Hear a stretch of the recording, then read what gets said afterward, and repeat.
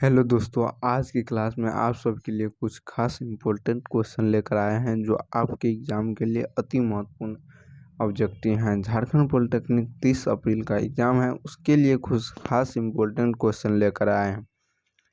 और पिछले क्लास में केमिस्ट्री की 2 लेक्चर हुए हैं और आज फिजिक्स की लेक्चर लेकर आए हैं। तो केमिस्ट्री की 2 लेक्चर जो नहीं देखा है उसके लिए खास इम्पोर्टेंट क्वेश्चन है, वह दोनों लेक्चर जाकर देख लीजिएगा।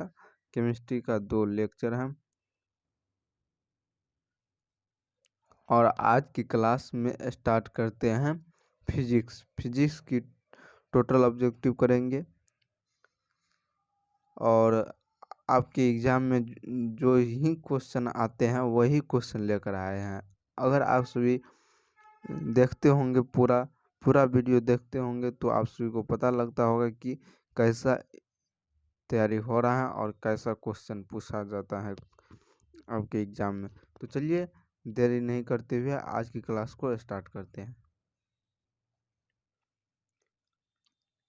क्वेश्चन का था, एक समतल दर्पण द्वारा निर्मित छवि हमेशा ऐसी होती हैं। एक सेकेंड। हाँ, एक समतल दर्पण द्वारा निर्मित छवि हमेशा होती हैं आभासी और खरा, वास्तविक और उल्टा, आभासी और उल्टा, वास्तविक और सीधा। सीधा होगा यहाँ पर, यहाँ भी। तो इस क्वेश्चन का राइट आंसर आप सभी बताइए, आभासी और सीधा। क्या आभासी और सीधा? ऑप्शन नंबर ए इस क्वेश्चन का राइट आंसर। अगला क्वेश्चन पे चलिए चलते हैं।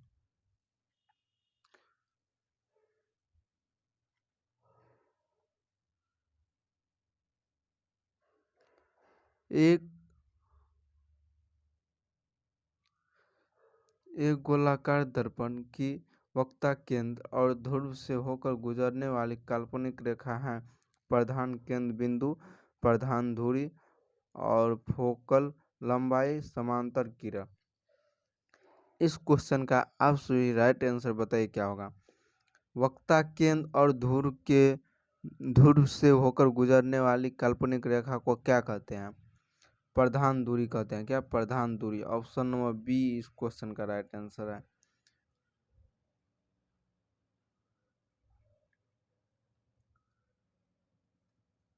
अवतल दर्पण से परावर्तन के बाद प्रमुख अक्ष के समांतर एक किरण से होकर गुजरती हैं प्रधान केंद्र बिंदु है, प्रधान धुरी या वक्ता त्रिज्या या वक्ता का केंद्र। तो इस क्वेश्चन का राइट आंसर क्या होगा? कहता है अवतल दर्पण से परावर्तन के बाद, अवतल दर्पण से परावर्तन के बाद मुख्य अक्ष के समांतर किरण से होकर गुजरती है, वो क्या है? प्रधान केंद्र बिंदु। प्रधान केंद्र बिंदु ऑप्शन नंबर ए।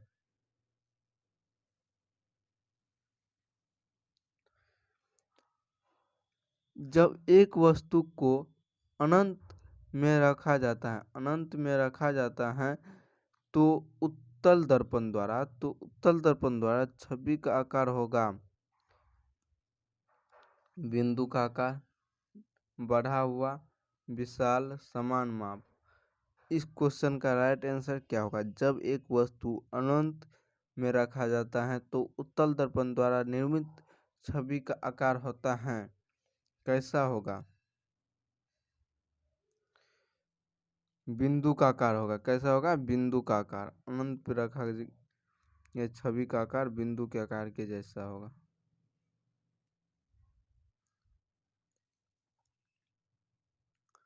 दंत चिकित्सक द्वारा रोगियों के दांतों की बड़ी छवियों को देखने के लिए उपयोग किए जाने वाले दर्पण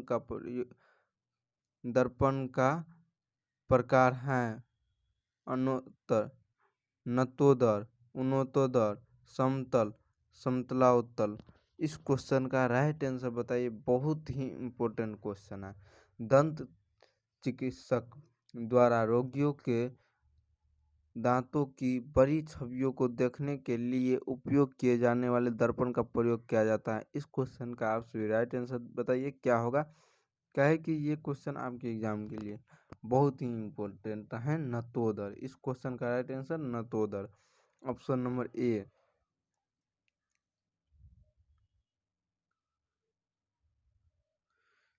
दिए गए माध्यम युग के लिए अपवर्तन कोण के ज्या से आपतन कोण की ज्या की अनुपात स्थिर है। इस सिद्धांत को कहा जाता है मोलास का नियम सिद्धांत, स्नेल का नियम का सिद्धांत या नियम, स्टील का नियम, पास्कल का नियम। इस क्वेश्चन का राइट आंसर बताइए क्या होगा। आपतन कोण की ज्या और अपवर्तन कोण की ज्या से आपतन कोण की ज्या का अनुपात स्थिर है किस नियम पर। स्नेल्स लॉ, म्यू बराबर साइन आई बटा साइन आर होता है, तो साइन म्यू क्या है, स्नेल्स लॉ से आया है फार्मूला, म्यू बराबर साइन आई बटा साइन आर। अगला फार्मूला पे चलिए चलते हैं। निम्नलिखित में किसका अपवर्तनांक सबसे बड़ा है, बर्फ, कार्बन, हीरा, मानिक। इस क्वेश्चन का राइट आंसर बताइए क्या होगा। निम्नलिखित में से अपवर्तनांक सबसे बड़ा है, किसका सबसे बड़ा है।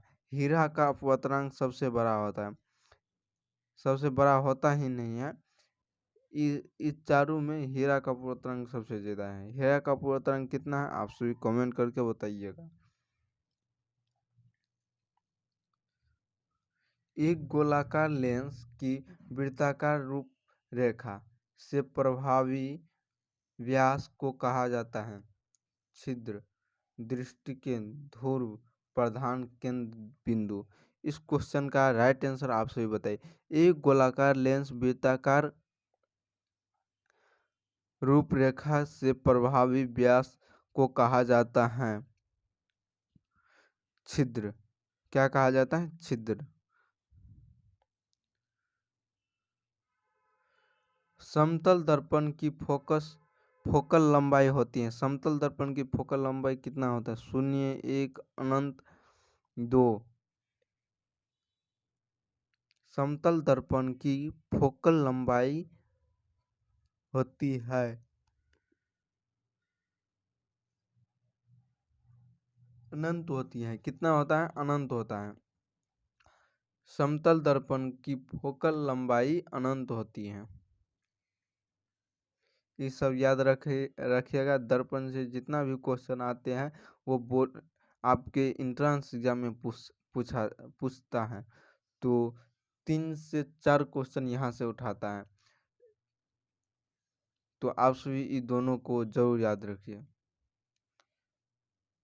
लेंस की शक्ति की एसआई इकाई क्या है, एसआई इकाई क्या है या एसआई यूनिट है।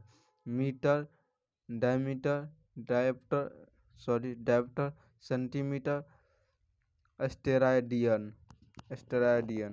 लेंस की शक्ति का एसआई मात्रक क्या होता है, डायप्टर। ऑप्शन नंबर बी इस क्वेश्चन का राइट आंसर।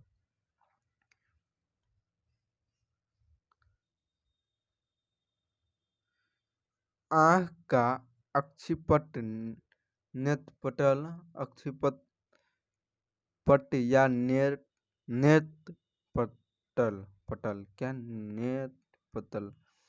प्रकाश का संवेदन पटल, लेंस, वस्तु, छिद्र। तो इस क्वेश्चन का राइट आंसर बताइए क्या होगा। प्रकाश का संवेदन पटल। आँख का नेत्रपटल है, प्रकाश का संवेदन पटल है। क्या सब प्रकाश का संवेदन पटल है। ये क्वेश्चन सब आप सभी याद रखिएगा, काहे कि आपके बोर्ड एग्जाम में आने की बहुत बहुत चांस है। काहे कि आपके बोर्ड एग्जाम में आसान क्वेश्चन बहुत कम पूछा जाता है और जो पढ़ा हुआ नहीं रहता है वो क्वेश्चन पूछा जाता है। तो आप सभी ऐसा क्वेश्चन पढ़ लीजिए जो आपके एग्जाम में आएगा। आँख के लेंस की फोकल लंबाई समायोजित करने की विभिन्न दूरी की वस्तु पर मानव आँख केंद्रित कर सकती हैं। इसे कहते हैं जरा दृष्टि दोष, सुविधा, निकट दृष्टि दोष, दूर दृष्टि दोष। आँख के लेंस की फोकल लंबाई को समायोजित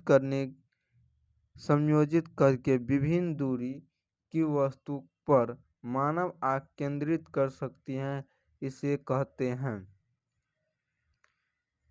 क्या कहते हैं? 4 ऑप्शन है, आप सभी इस क्वेश्चन का राइट आंसर जवाब दीजिए। इसे सुविधा कहते हैं। क्या सुविधा कहते हैं? केंद्रित कर कर सकती हैं, इसे सुविधा कहते हैं।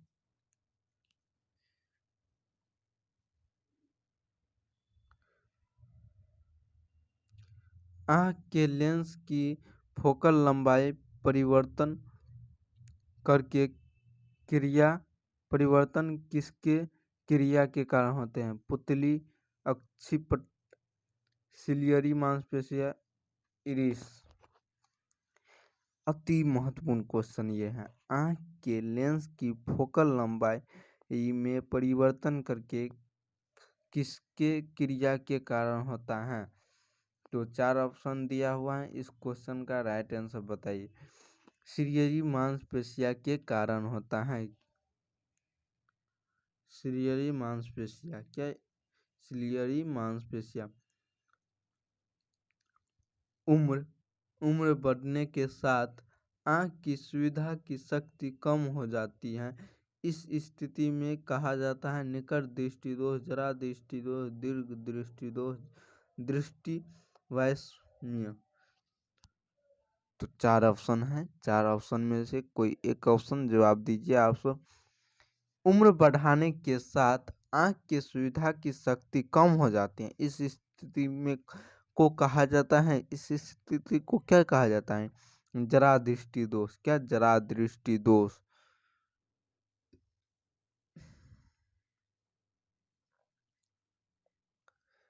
जब सफेद प्रकाश का परिकिरण होता है तब निम्न में से कौन सा रंग सबसे ज्यादा झुकता है?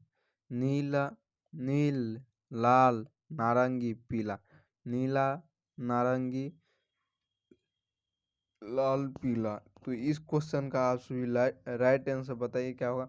जब सफेद प्रकाश का परिकिरण होता है तब निम्न में से कौन सा रंग सबसे ज्यादा झुकता है? क्या झुका हुआ बोल रहा है? तो इस क्वेश्चन का राइट आंसर नीला होगा। क्या? नीला। ऑप्शन नंबर ए इस क्वेश्चन का राइट आंसर।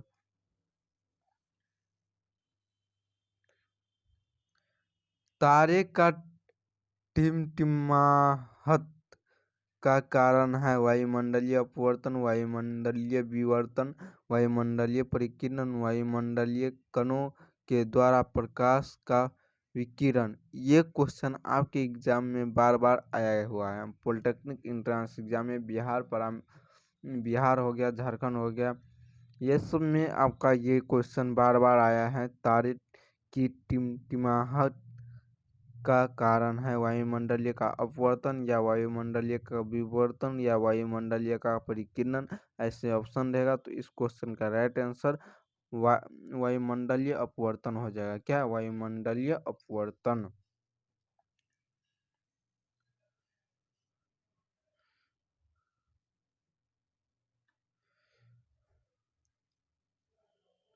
कोलाइडल कणों के द्वारा प्रकाश का विकिरण है थर्मल प्रभाव, बालविन प्रभाव, रमन प्रभाव, थायडल प्रभाव।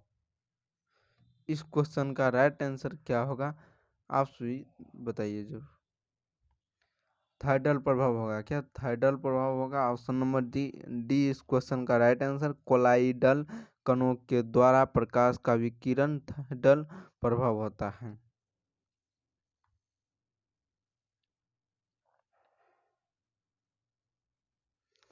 आकाश का नीला रंग का सूर्योदय और सूर्यास्त के समय सूर्यलाल का कारण होता है प्रकाश का विकिरण, प्रकाश परावर्तन, थर्मल प्रभाव और वायुमंडलीय विवर्तन। तो इस क्वेश्चन का राइट आंसर बताइए क्या होगा? आकाश का नीला रंग और सूर्योदय और सूर्यास्त के समय सूर्यलाल का कारण है प्रकाश का विकिरण। क्या? प्रकाश का विकिरण के कारण सूर्योदय और सूर्यास्त के समय आकाश का रंग लाल दिखाई देता है। प्रकाश के विकिरण। क्या? प्रकाश के विकिरण।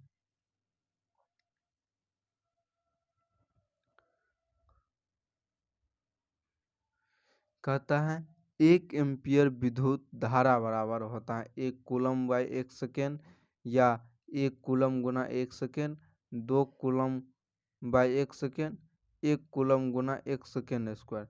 तो ये क्वेश्चन सबसे पहले नहीं होगा, कहे कि इसमें 2 कूलम कहता है। और ये तीनों क्वेश्चन ऑप्शन में आप सभी इस क्वेश्चन का राइट आंसर बताइए। एम्पियर विद्युत धारा होता है, ये सबको मालूम है। तो विद्युत धारा वाला फार्मूला जो होता है वही होगा। एक पूछा है तो दोनों साइड एक होना चाहिए। तो इस क्वेश्चन का राइट आंसर बताइए क्या होगा। 1 कूलम/1 सेकेंड। एम्पियर बराबर होता है विद्युत विद्युत धारा बराबर होता है कूलम/सेकेंड। तो कूलम 1 कूलम/1 सेकेंड 1 एम्पियर कहता है।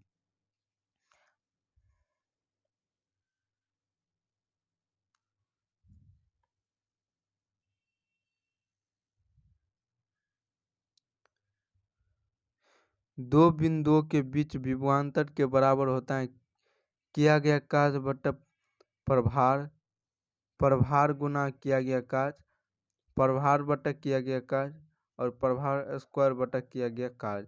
तो इस क्वेश्चन का राइट आंसर बताइए क्या होगा। दो बिंदुओं के बीच विभवांतर के बराबर होता है किया गया कार्य बटा प्रभार। क्या किया गया कार्य बटा प्रभार। अगला क्वेश्चन आप सभी के सामने आ रहा है। इस क्वेश्चन का राइट आंसर बताइए क्या होगा। कहता है विभवांतर की एसआई इकाई है एम्पियर, वोल्ट, कूलम और जूल। तो इस क्वेश्चन का राइट आंसर बताइए क्या होगा। विभवांतर का एसआई इकाई क्या है। विभवांतर का वोल्ट होता है। क्या? विभवांतर का वोल्ट होता है।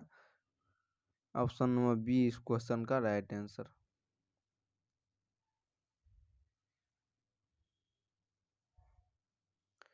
1 ओम के बराबर है। 1 ओम बराबर क्या होता है 1 एम्पियर/1 वोल्ट, 1 वोल्ट गुना 1 एम्पियर, वोल्ट बाय एम्पियर 1/1, और 1 वोल्ट गुना 1 एम्पियर स्क्वायर। तो इस क्वेश्चन का राइट आंसर बताइए क्या होगा। 1 ओम बराबर कितना होता है। वोल्ट बाय एम्पियर होता है। क्या? वोल्ट बाय एम्पियर होता है, ना कि एम्पियर/वोल्ट होता है। Volt by ampere 1 volt ampere. काहे कि 1 ओम पूछा है तो 1 वोल्ट/1 एम्पियर। अगला क्वेश्चन आ रहा है आप सभी के सामने। यदि धातु की तार की लंबाई दोगुनी कर दिया जाए तो तार का प्रतिरोध होगा। धातु की जो तार है उसकी लंबाई दोगुनी कर दी जाए तो तार की प्रतिरोध होगा।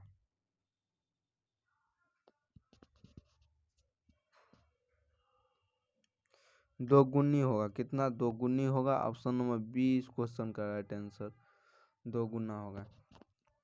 दोगुना करेगा तो दोगुना ही रहेगा तार का प्रतिरोध। और प्रतिरोधकता की एसआई इकाई क्या होता है। प्रतिरोधकता का एसआई इकाई क्या होता है। ओम मीटर या ओम 1/ओम मीटर या ओम/ओम मीटर, ओम/मीटर। इन्वर्स लगा है, -1 लगा है, इसका बाय बट्टा में है। ओम/मीटर।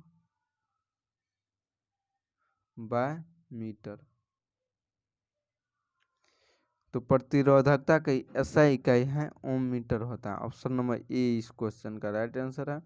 और अगला नंबर क्वेश्चन आप सभी के सामने दिखाई दे रहा है। तो इस क्वेश्चन का राइट आंसर बताइए क्या होगा। जब प्रतिरोध को श्रृंखला में जोड़ा जाता है, जब प्रतिरोध को श्रृंखला में जोड़ा जाता है तो क्या होगा। प्रत्येक प्रतिरोधक की विद्युत धारा परिपथ के विद्युत धारा के समान होती है।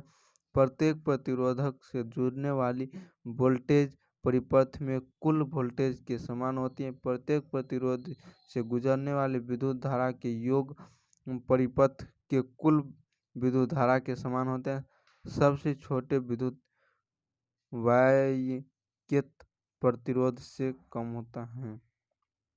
प्रभावी प्रतिरोध कम होता है। तो इस क्वेश्चन का राइट आंसर बताइए क्या होगा। प्रत्येक प्रतिरोध की विद्युत धारा परिपथ की विद्युत धारा के समान होती है। ऑप्शन नंबर ए इस क्वेश्चन का राइट आंसर।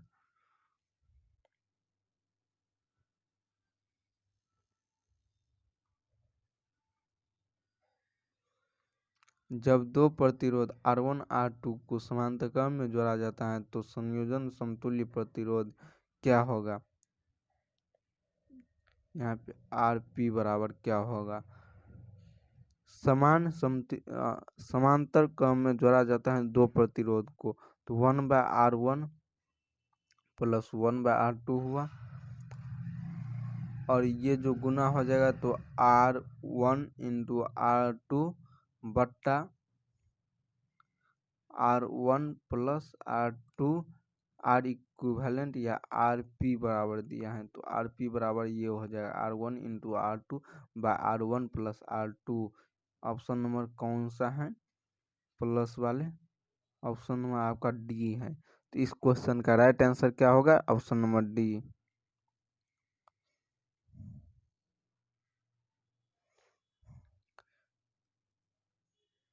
जूल के ऊष्मा के सिद्धांत के अनुसार विद्युत धारा के कारण निर्मित ऊष्मा के द्वारा दी जाती है। जूल जो होता है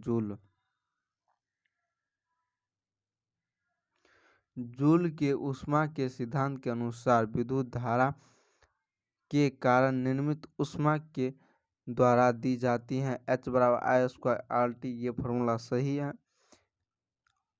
तो इस क्वेश्चन का राइट आंसर क्या हो जाएगा ऑप्शन नंबर ए H बराबर I² RT। ये फॉर्मूला बार बार पूछा गया है सब एग्जाम में आपके लिए ये फॉर्मूला अति महत्वपूर्ण है।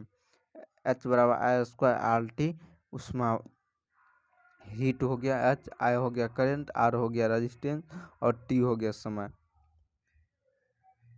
1 वोल्ट विद्युत शक्ति के बराबर होता है। 1 वोल्ट विद्युत शक्ति के बराबर होता है तो इस क्वेश्चन का राइट आंसर बताइए क्या होगा।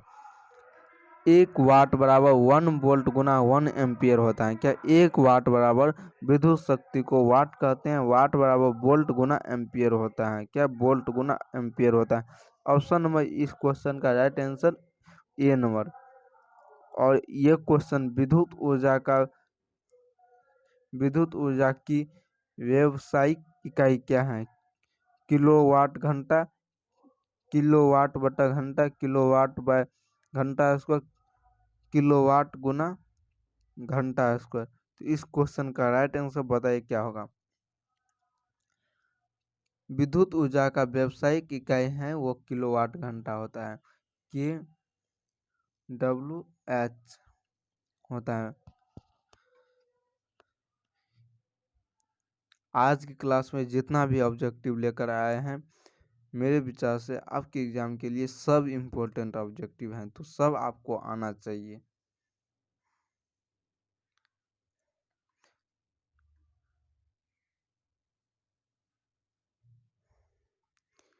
तार का प्रतिरोधकता उसके अनुप्रस्थ कांच के क्षेत्रफल के समानुपाती होते हैं। उसके अनुप्रस्थ कांच के क्षेत्रफल के व्युत्क्रमानुपाती होते हैं। उसके अनुप्रस्थ कांच के क्षेत्रफल के स्वतंत्र होती है। उसके अनुप्रस्थ कांच के क्षेत्रफल के वर्ग के अनुपाती होती है। तो इस क्वेश्चन का राइट आंसर बताइए क्या होगा। तार की जो प्रतिरोधकता होती है उसके अनुप्रस्थ कांच के क्षेत्रफल के व्युत्क्रमानुपाती होते हैं। उसके अनुप्रस्थ कांच के क्षेत्रफल की व्युत्क्रमानुपाती होती हैं। ये क्लास 10th में पढ़े होंगे कहा कि ये आपके objective very very important objective हैं। तो आज की क्लास यहीं तक रखते हैं। अगली क्लास में आएंगे तो इससे आगे ऑब्जेक्टिव देखेंगे जो आपके एग्जाम में बार बार पूछा गया है। तो इतना किए तो आप सभी को पता चल रहा है कि आपके बोर्ड एग्जाम में पूछा जाता है। तो 30 अप्रैल को जो एग्ज़ाम है आप सभी को झारखंड पॉलिटेक्निक का तो उसके लिए आप सभी को पता लगना चाहिए कि आपके बोर्ड एग्ज़ाम में कैसा क्वेश्चन पूछा जाता है। तो अगली क्लास में आएंगे तो फिजिक्स से पूरा लेक्चर ख़त्म करके इसके बाद मैथ की करेंगे। तो आप सभी ज़रूर पूरा वीडियो देखें। जय हिंद।